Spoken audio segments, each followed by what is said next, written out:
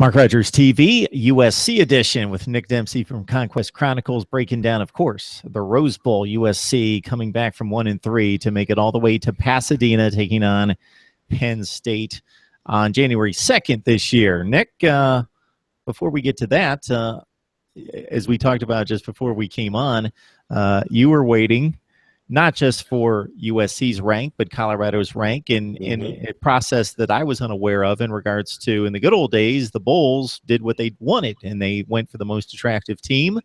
But the College Football Playoff Committee apparently has more power than just selecting those four. Yeah, so they actually, it seems that they have a pretty wide amount of control over the entire New Year's Six. I was under the impression that, if the Rose Bowl, if their champ from either the Big Ten or the Pac-12 gets called up to the playoffs, or in days past the BCS championship, then the Rose Bowl could just sort of go with whoever they want. That's how we got like Texas and Michigan like a decade or so ago, if you'll recall. But apparently it's the Rose Bowl committee. If one of their champions goes to the playoffs, they have to take the next highest ranked team. That's usually in the playoff committee rankings. So a lot of us USC folks are waiting around all Sunday morning to, listen to Reese Davis really drag this thing out. And we had to see Washington had to go to the playoffs. That wasn't a given. Certainly, I think a lot of folks still might be debating that, or Ohio State or whoever. So we had to wait for Washington to get into the playoffs. And then we had to wait and see if USC would be ranked ahead of Colorado. If they weren't, Colorado's going to the Rose Bowl. It'd be easy to say, USC is the bigger money draw. It's just an obvious business decision. You take the Trojans, but it came down to rankings. And there was a lot of talk because they had the same amount of losses, but not the same amount of wins, because Colorado had the extra game. And so there was a lot of there were three spots. I believe it was Colorado, then Oklahoma State, then USC headed into the final, in the conference championship weekend. And so there was a lot of talk, they have the same amount of losses, and USC win the head-to-head, they should jump up. But historically, when you lose a conference championship game, you don't get hurt that bad. You don't get dropped that hard. So the consensus was Washington needs to win, and then obviously win big. And sure enough, we got that from the conference championship game. And so then Washington got in part thanks to that blowout win over Colorado. And that was enough to drop Colorado behind USC. And sure enough, that got USC into the Rose Bowl, which, if you would have asked me at the end of September, what are the chances USC is going to the Rose Bowl, I would have told you not good at all. And yet here we are in December, USC's back in the Rose Bowl. And Penn State and USC just feels right for the Rose Bowl. No knock on Colorado, but Colorado making its way to the Rose Bowl. People want to turn on the TV and see USC and Penn State, especially fringe college football fans that are drawn to the marquee names, and it feels like a great matchup, and it should be a great matchup because we're talking about two very hot football teams. So in this day and age of bowl play, where everybody makes a bowl game, there are all sorts of teams limping in with all sorts of dismal records, but this is how you like to see it. Two premier traditional powers playing great football near the end of the season, bringing highly ranked teams to Pasadena for the Rose Bowl. USC Penn State, 9-game winning streak and a 8-game winning streak, I believe. Yep, 8 games. You know what? I think the only more classic Rose Bowl matchups would have been if Michigan or Ohio State, I think, to taking on USC. When I think of Rose Bowl, I think of like Michigan, USC, Ohio State, USC. I'm not even sure how many times those teams have played in the Rose Bowl, but it just feels like if you're watching a movie and it's a Christmas movie and they're watching the Rose Bowl on New Year's Day, it just feels like it's going to be OSU and USC from the 1970s, like duking it out. I don't know. That's just me. But Penn State, that's a pretty good draw, and it just feels like a classic Big Ten matchup. It would have felt weird if Washington went too.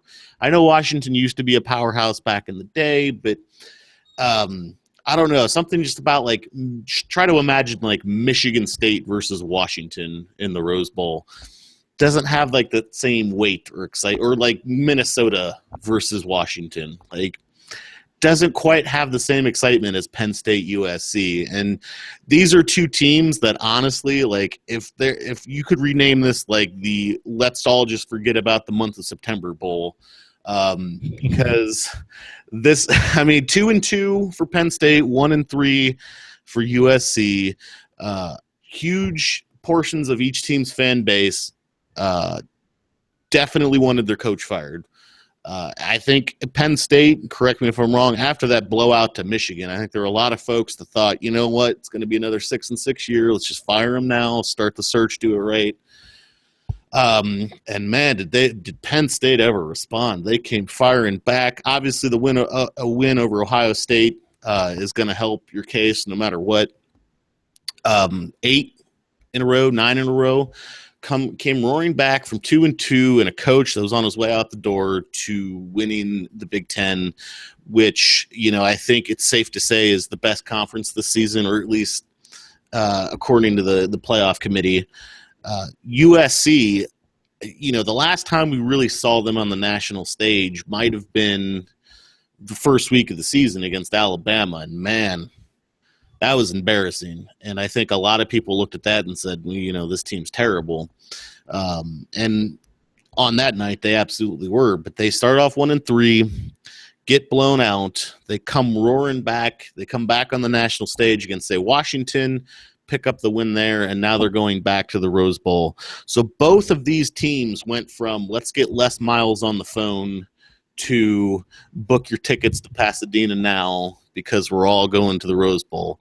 And I believe it was on StubHub, that the Rose Bowl tickets are 3 or 4 times more expensive than both of the playoff games right now, which is amazing to me. But, you know, that speaks to just the huge fan bases of both of these schools. Classic matchup. They're both red hot right now. You know, if we did cut out the month of September, these would probably be these would almost certainly be 2 teams in the playoffs for sure.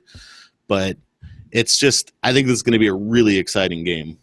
Yeah, anytime, especially in the Big Ten, when you bring out a team that's been down, a program that's been down. We've seen it in other years with Iowa last year. Not that they've been down, but that was certainly a highlight year for them, going 12-0 before the Big Ten championship game, making it to the Rose Bowl. Wisconsin on other occasions when they weren't supposed to get there. Michigan State, when they finally got back to the Rose Bowl a couple of years ago under Mark D'Antonio, that the fans from the Heartland really show up and travel that way, and it should be a great matchup. And I was thinking back to the 2009 matchup. So January 1st, 2009 would have been the one time that these two teams faced each other in Pasadena. It didn't turn out too well for Penn State. They had a really, obviously making the Rose Bowl a great season, won the Big Ten championship, but were outclassed by what I believe was Pete Carroll's last great team that finished top 3-4 in the country. Probably should have won a national title, and totally outclassed Penn State in the Rose Bowl. So we'll have, 3 Wednesdays, Nick, to really sort through this one. And I want to hear the Trace McSorley line, but we'll because that was great. But we will. Great name. It's a great name. We will save that for a later segment. JuJu Smith-Schuester is weighing his options. Of course, they are many, or not necessarily many, but they are very favorable for him when you've got a chance to go to the NFL early.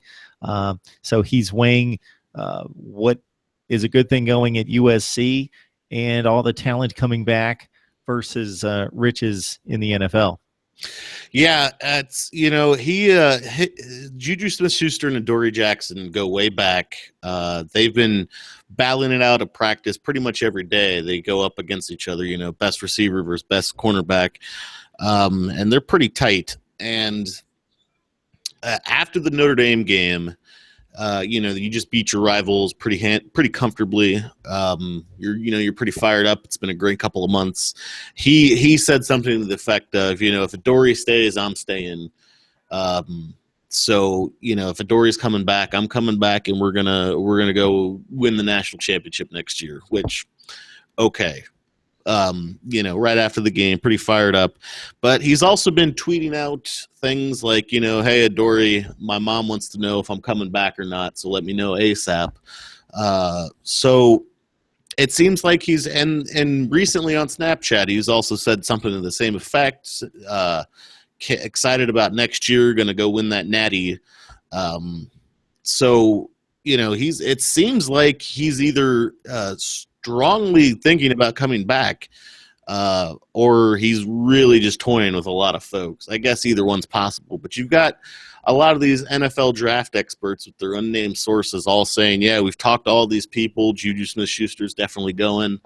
I don't know how much weight you want to put in unnamed sources, but those same folks did predict Christian McCaffrey was definitely coming out. They said so from their sources, and sure enough, today we found out. But it's tough to say. It'd be really exciting. But here's the great thing for USC. They've really started spreading the ball around. JuJu Smith-Schuster hasn't even been getting the most amount of targets the last couple games, which is amazing to think about. From last year, when it was literally he was the only guy getting passes thrown to him, and this year he's like third or fourth every game in number of targets, and there's like 8 guys seeing the ball. So it's, he's a great player and he will be missed, but I don't think it would be nearly as devastating to the offense after this season as it would have been last year. So I certainly hope he comes back because he's a great weapon, but there's a ton of great weapons on that offense, and Darnold's got plenty of people to throw to. Yeah, it's a decision that we would all envy. Do you flee to the NFL for riches, or do you stay at a place like USC? But I'm not going to discount the stress that might be placed on these kids from a number, whether it's family, friends, just the peer pressure, the pressure of outside forces, of possible potential agents. Hopefully they're not contacting the individual in question, but we know that things go on that aren't necessarily above board. I'm not going to discount that the pressure that these kids feel, especially if they really understand how well they have it right there, that this is their last just kind of go around to have it really good. Sure, football's a tough sport, but to have college life and to have less pressure than they will just a few months later and really soak it up. And we saw a decision by Baker Mayfield, the Oklahoma quarterback, to stick around for one more year. And you mentioned Christian McCaffrey last year. And, you also have to think about a couple of things. One, for a guy like McCaffrey or JuJu Smith-Schuster coming back, if you're looking at it strictly as a business decision, how much more can McCaffrey or Smith-Schuster really raise their draft stock? Is there anyone right out there right now that isn't comfortably aware with what those two guys can do? If it was a quarterback and maybe they had some bad decisions and you kind of, wondered about their maturity, it might make sense. But I don't think JuJu Smith-Schuster is going to make any more money by staying. Having said that, if you think back to every single college kid ever or high school kid who could not wait to graduate, finally I'm free from school, and then 2-3 years out in the real world, and they're like, man, I had a real good in college, sleeping until noon and drinking on Thursdays. It was great. So, it's tough to think about because we're talking about giving these guys $5-10 million a year, but they're also still college kids. And so, everybody wants to get out in the real world and get done with school. And then, so it's a lot to balance. And I'm glad in a lot of respects, in that respect anyway, that I didn't have to worry about this when I was 22. But now that I'm not 22, I wish I had that money to think about, but we can't all be JuJu. All right. This is the USC edition of Mark Rogers TV. We come your way every Wednesday night with Nick Dempsey. We couldn't do it otherwise without Nick from Conquest Chronicles. All right, Nick, we are going to have 3 full segments leading up to the Rose Bowl. So I don't think there's any inch of this matchup that we won't be able to cover. Oh, we'll hit it all. All right, Nick. Thanks a lot. Anytime.